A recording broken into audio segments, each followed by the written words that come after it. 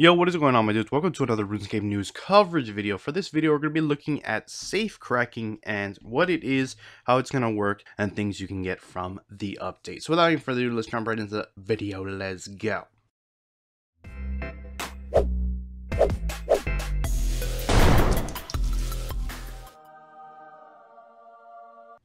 Alright guys, so like I said, we're going to be talking about safe cracking. This is an update that's coming out later in the month, and it's going to be a new way to train your thieving skill. Just a little bit of background information, it is unlocked after completing the buyer and seller's quest, as well as the subsequent mini tasks to fully upgrade the thieving's guild.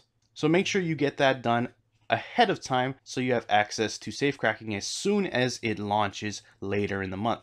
Now this update is actually aimed at levels 62 thieving all the way up to 95. And as you would expect, the various safes in the game that will be added will fall into various different tiers across those level bands. So it's likely that players will discover groups of safes which will be appropriate to certain level brackets, which means they'll be able to plan out the best ones they want to go to in order to crack for any given level that you happen to be at. I imagine it won't take very long for players to figure that out, and then we'll be able to find the best training methods with this update soon enough. So basically, the way it works is safes are going to be scattered across the game world in various different castles and keeps. It's your job to infiltrate them, locate each treasury within every castle and keep, and crack the various safes, collecting GP, XP, and loot that you'll be adding to your new loot bag, which you can then take back to the Thieving Guild for various rewards, which we'll talk about later in the video.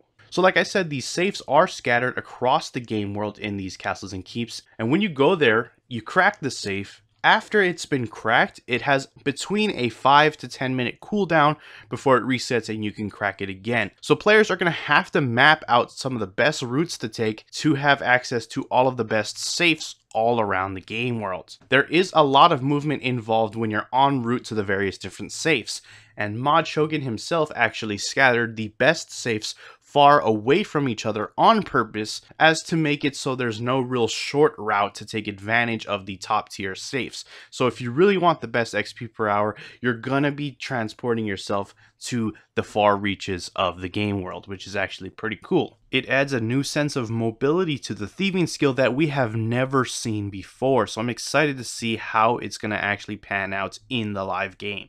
However, on the flip side, when you are actually cracking a safe, it is going to be largely AFK, but there are some attentive aspects to it. So basically, you'll be cracking the safe as you've probably seen in some of the early videos or the month ahead video. Your character actually has a stethoscope. He's listening in while turning the dial of the safe. So while you're doing that, you have a chance that there'll be an indicator that will pop up. It will be both visual and audio cues when you're on the right track. So when you're turning that dial on the safe, you can hear something click in place, or you'll get some kind of visual saying you did. And if you happen to click on that safe again when you get that indication, you'll crack it 100% of the time. Bear in mind, you do not have to actually engage in the content this way. You could simply completely AFK it if you choose so, and you'll continue to crack it until you finally do, which is a much slower method, but at least it allows players that choice to choose to be more attentive to the content and more efficient, or more laid back and AFK and still be able to achieve what you're set out to do and crack those safes. This is basically just another one of Jagex's efforts to add skill diversity, so it's good to see that they're incorporating not only skill diversity in the content itself, but across old content as well. For example, lined fire making later this month. At least for this case, it'll be adding it to new content. They did mention that at level 95, the XP rates will exceed Elf City Thieving, which is actually pretty cool. That is a very AFK method. It is really good XP, clues, etc. It's very rewarding, but since this is not as AFK as Elf City, especially when you have to run across the game world to the various different locations, it will be far more rewarding than Elf City Thieving itself.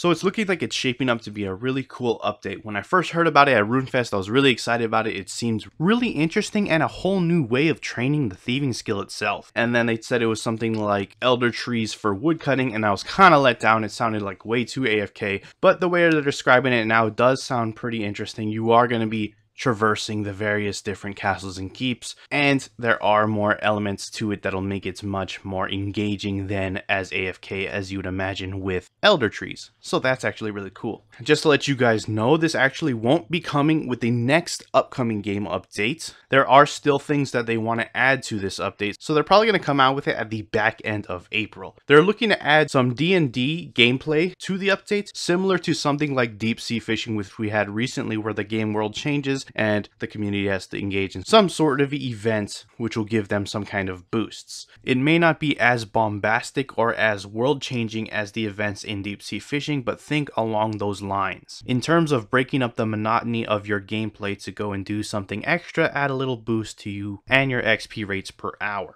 They're thinking of adding that kind of thing to safe cracking, where certain events may happen while you're trying to crack various different safes. If you choose to engage with them, doesn't seem like they would be necessary that you'd have to engage with them, just a little added bonus if you are paying attention.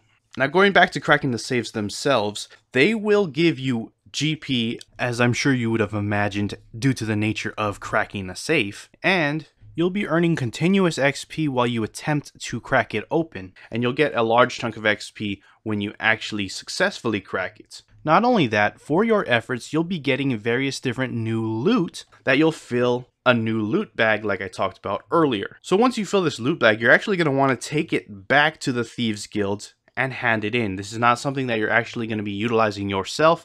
It's more so something that you use to gain these new points for the new reward system. So these points can be cashed in for several new rewards. I don't know if these are all the rewards at this point, but we'll discuss some of them. So first off, you'll be adding the stethoscope that I talked about earlier that helps you crack the safe, as well as a lockpick to your tool belt. So that is one of the rewards. It's like a thieving kit that allows you to add those to your tool belt. Next up, we know about 2 consumables that you'll be able to get your hands on. One of them basically acts as a reset for the Elf City cooldowns. So if you've been thieving at Elf City and like your favorite clan caught you and you gotta wait for that 20 minutes to pass by so they forget about you thieving, using one of these consumables will just simply reset it and you can continue to thieve at your best location. I imagine that would make Elf City thieving much more XP per hour. As long as you collect enough of these resets and you simply camped at this highest XP clan, could make for some really improved XP rates. So interesting to see that. Next up, we have a stun protection consumable that you can buy, and this will either help you dodge or reduce the stuns that you take in.